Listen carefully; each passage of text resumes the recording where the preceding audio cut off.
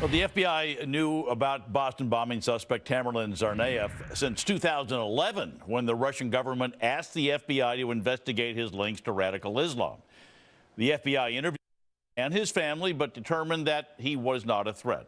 So did our terrorist watch system fail, or did the FBI simply drop the ball? Why did they not catch him before he carried out the deadly attacks? Joining me now is former NYPD detective and CMP Group president Thomas Ruskin. And Tom, what do you think? What do you think?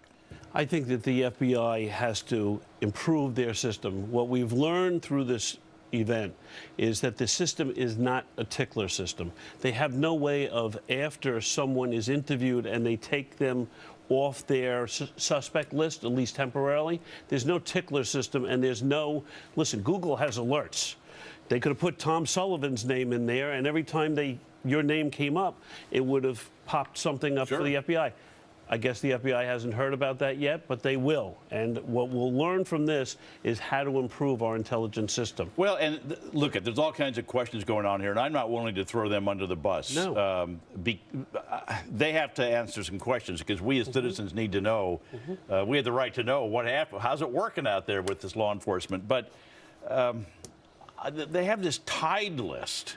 That seems to be this omnibus list. There's 550,000 people on it. That's bigger than most phone books out there.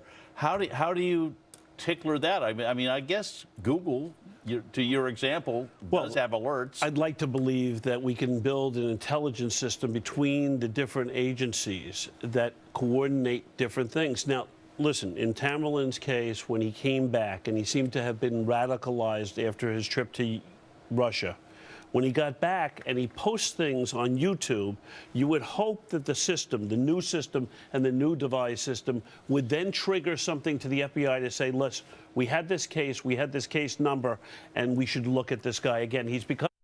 Yes, but again, it goes back to the silos. The Russians may have been talking to the U.S. Embassy.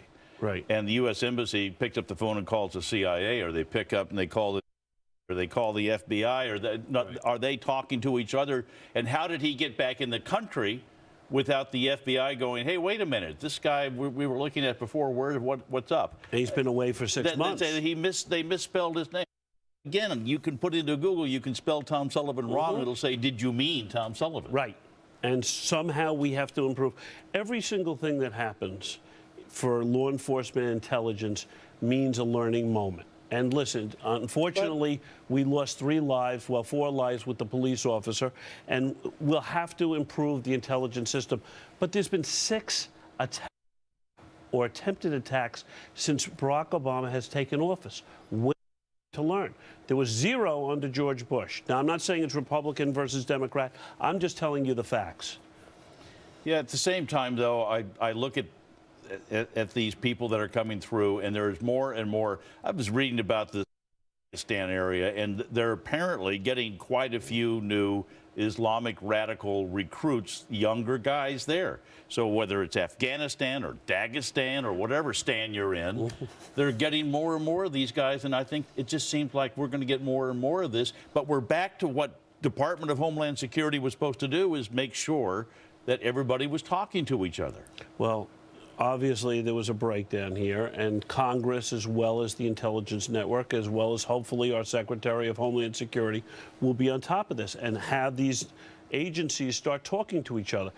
You can't have a government calling our government and calling the FBI and do a partial investigation. You have to basically have a tickler system that's going to follow up. The complaint is the Russians are always complaining about the Chechens. It's just another complaint from Russia about the Chechens. I'll tell you something, this was a good complaint. This led to a terrorist attack on our country. And what's more disturbing is to look and psychologically profile what happened to the younger kid.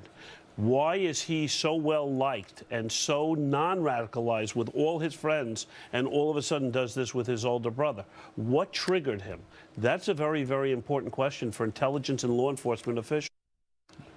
Your days in law enforcement, you know, I was taught many years ago, the most dangerous person a law enforcement officer comes in contact with is a teenage male. Right. They have the bodies of men and they have the minds of children. Right. We don't mature our judgment. Right. Could it be that simple?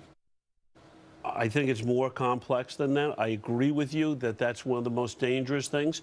But this kid showed no signs, no outwardly signs, up until the day he bombed the Boston Marathon, and even the days afterwards. He went back to school, reacted and interacted with the kids in school on a daily basis. I know. And there was no signs until his picture pops up from the FBI. Last question. The bomb dogs, they went through the area beforehand. Were these kids lucky, or were they smart enough to figure out that the bomb dogs were now out of the area and they could walk in, drop the bags, and boom?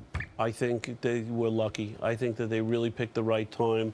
I don't think their intelligence network was that great from what we know thus far. And I think that they just got lucky, and the people around them were unlucky. Yeah. Tom Ruskin, always great to get your viewpoint. You Thank too, Tom. Thanks for having me. Still ahead,